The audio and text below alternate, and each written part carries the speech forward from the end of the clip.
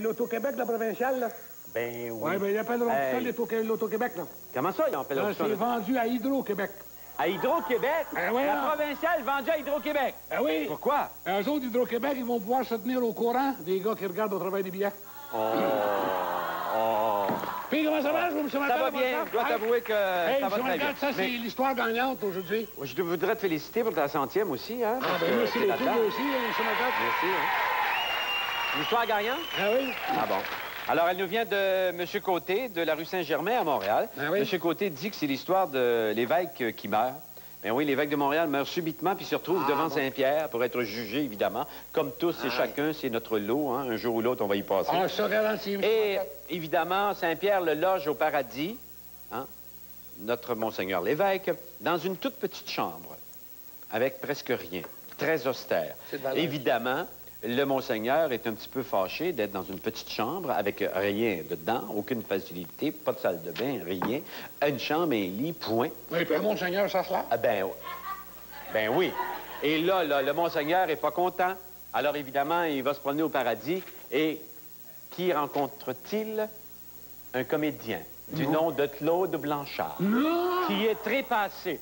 Alors, qu'un jour, je m'en Claude, évidemment, vous connaissez hein, l'entre-gens de Claude. Claude dit, ben, Monseigneur, viens avec moi, venez dans ma chambre. Et croyez-le ou non, le Monseigneur s'en va dans la chambre de Claude Blanchard avec tout équipé.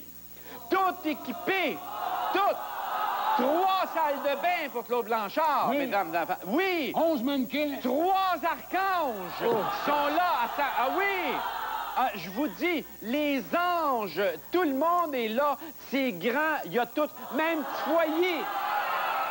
Évidemment, le Monseigneur, hein, connaissant un peu les antécédents de Claude Blanchard, est pas tellement fier. Alors, il s'en va voir Saint-Pierre, puis il dit, écoute, Saint-Pierre, il veut bien, là. Mais il dit, moi, Monseigneur, après la vie que j'ai menée, vous me mettez dans une petite chambre avec rien. Claude Blanchard, le comédien, arrive ici, vous lui ouvrez grandes les portes et vous lui donnez la plus belle chambre qu'il peut avoir au paradis. Saint-Pierre dit, vous savez, Monseigneur, des Monseigneurs comme vous au paradis, on en a bien gros. Mais des comédiens, on en a un qu'un, c'est Blanchard. Soignez. Ça, c'est correct, M. Martin. Oh, Gilles Thibault! Allô, Gilles! Oh! Comment ça va, M. Thibault? C'est son micro-sillon. Je le sais. Oui. Il n'y a pas longtemps qu'il a sorti ça, hein? Ben non, il va le lancer bientôt. Oui, je vais le lancer à Montréal, oui, à la Brassette, la Cité 84. Oui. Située sur la rue Bélanger, à Montréal. Bon, Vous allez lancer ça là? On va faire le premier lancement. Lance-le donc, oui! Oh! Bravo! Et voilà! Le lancement s'est fait officiellement ici même. Hey, M. Marcotte, ça marche dans son affaire, là, pour ça? Son nouveau disque, là, à Thibault, c'est épouvantable, ça marche même des nouvelles. Il en vend beaucoup. Ah oui, j'écoutais ça des nouvelles hier, là, c'est épouvantable. En Haïti, là, c'est ça qui marche, là. Tout le monde en Haïti, hier, demandait son disque. Comment ça? Un Thibault 2, Thibault 3, Thibault chéri. Hey, M. Thibault, vous le voir dans le journal? Oui, juste un. Un gars? Oui. OK. Si vous Moi, voulez j'en avoir des prends nouvelles 2. la semaine Je prochaine. vais apprendre mieux. Bon, ben c'est parfait, Ouais. c'est parfait. Puis, est-ce que vous avez de bon, M. Thibault? Moi, j'en ai une bonne, hein. C'est le gars qui arrive de la pêche. Il dit à sa femme, chérie, j'arrive de la pêche au moule. Je suis toute moulue. Ben, elle dit, demain, tu iras à la pêche au coq. Oh! Eh bon, M. Thibault! Ah, belle façon d'apprendre une bonne nouvelle.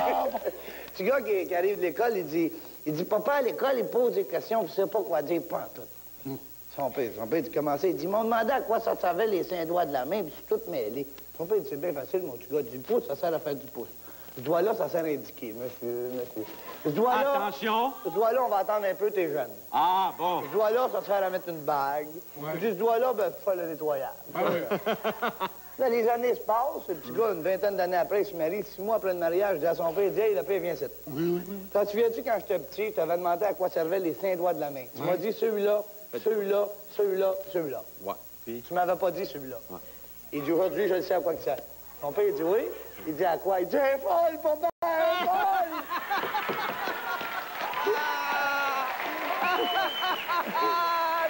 Oh, il y a un gars qui arrive au bar d'un moment donné.